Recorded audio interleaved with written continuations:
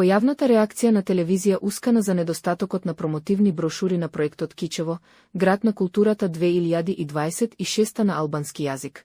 Денес брошурите беа поставени и на албански јазик на влезните простории на музеот во Кичево. Во текот на вчерашниот ден, телевизија Ускана ја покрена оваа тема, барајки појаснување и од градоначалникот на општина Кичево, како носител на проектот. Јовановски изјави дека станува збор за случајност и додаде дека брошурите ќе бидат поставени и на албански јазик и на други јазици. Ние имаме испечатено и на македонски и на албански и се надевам ќе имаме и на другите јазици.